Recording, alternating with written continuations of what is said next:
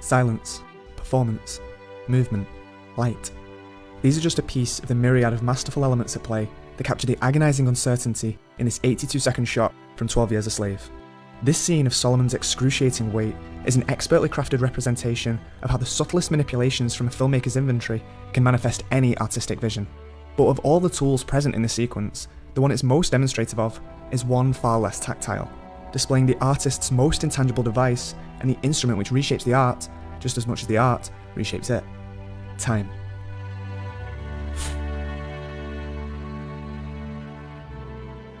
Time is always an imperishable substance for the filmmaker, regardless of their interference to the cinematic world.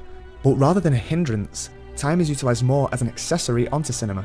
And like any tool at their disposal, a filmmaker's usage of it can create deep connotations through how it moulds the reality of the world.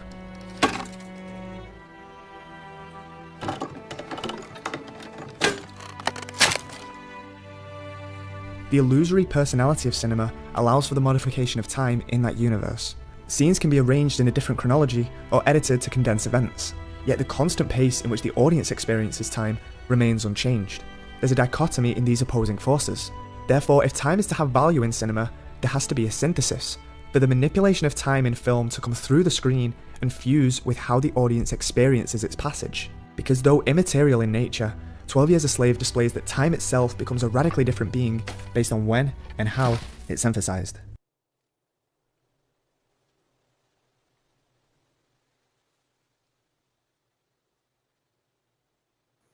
Went down to the river Jordan, where John baptized 3.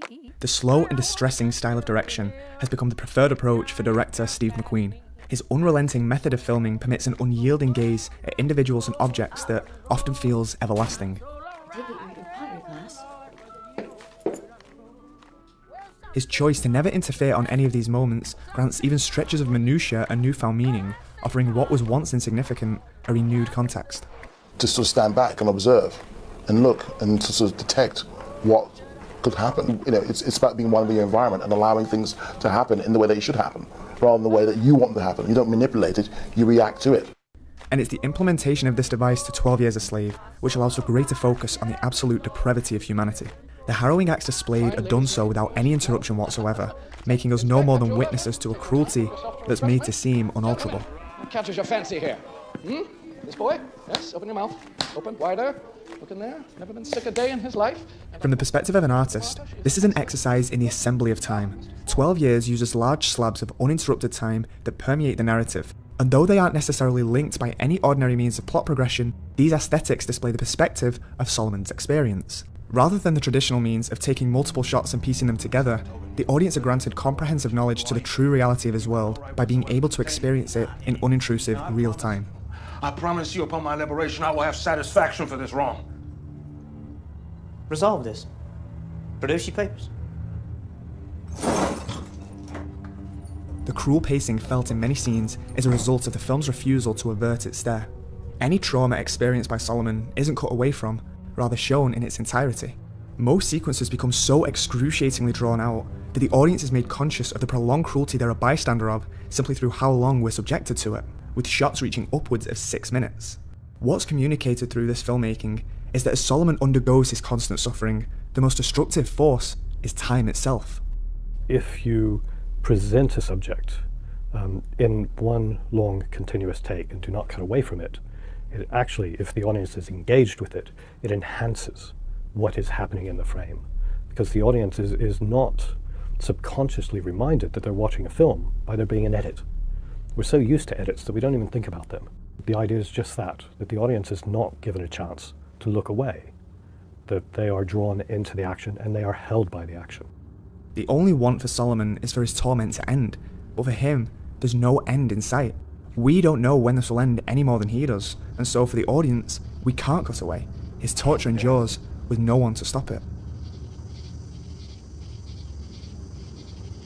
Were he not free and wide, Platt? Were he not free and wide? By holding the camera on these moments, the audience experiences the exhaustion of time crawling by, and a humane understanding of Solomon's plight and the devastating nature of time is made through the simple downsizing in cuts. Because for him, everything appears never-ending, and we're shown that, from his dehumanization to silently waiting for it all to be over.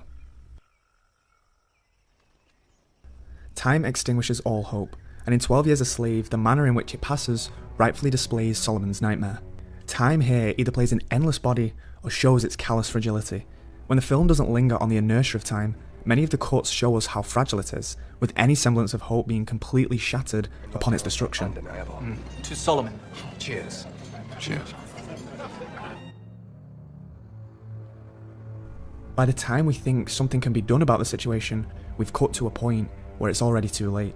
This method of editing, rather than expanding time, compresses it, and through it, any notion that Solomon may have a brief reprieve from his suffering is broken. Any kind of freedom he has is minimized through continuous cuts. And rapidly forwarding the passage of time brings us in the middle of new events. Before both the audience and Solomon are even able to grasp his experience, he's thrust into a new torturous world.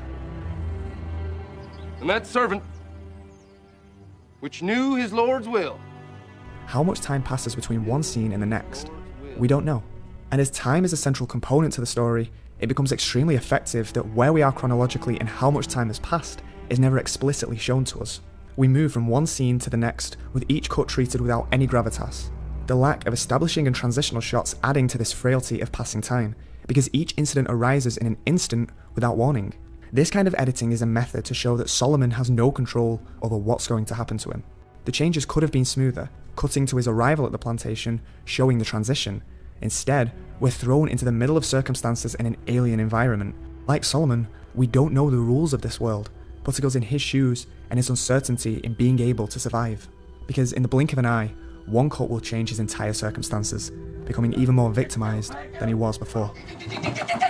Come on, Platt, come on!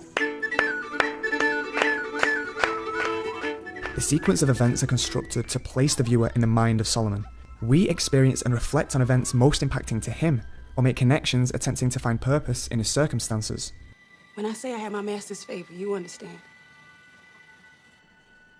And for 9 years, he blessed me with every comfort and luxury in life. Because Solomon's aim in each moment is to find a method of survival. Yet as Solomon grows deeper into his captivity, his imprisonment grows more unbearable, mirrored as each segment of the film grows longer in its length. Solomon is almost never seen as a free man, and even though he's been free the majority of his life, his time outside slavery is the film's shortest section. The more dreadful his experience, the longer we must endure it. Although every second that passes brings Solomon closer to his freedom, the film shows that the stripping of his humanity is stretching his hope further away from him, as each portion of his tale becomes harder to overcome.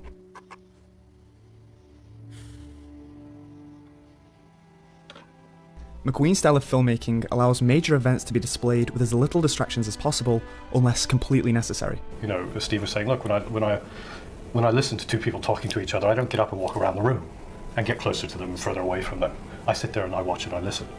In 12 Years a Slave, its usage of expanding and compressing time offers scenes an intrinsic weight, not only in the present moments, but also in their juxtaposition of others. Because in order to show the corrosive aspect of time, you must also contrast its different effects.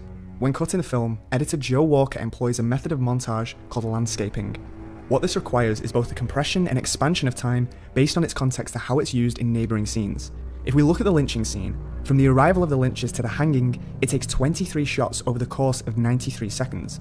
Time is violently compressed so that prior to the actual lynching, we're only given minimal visual information.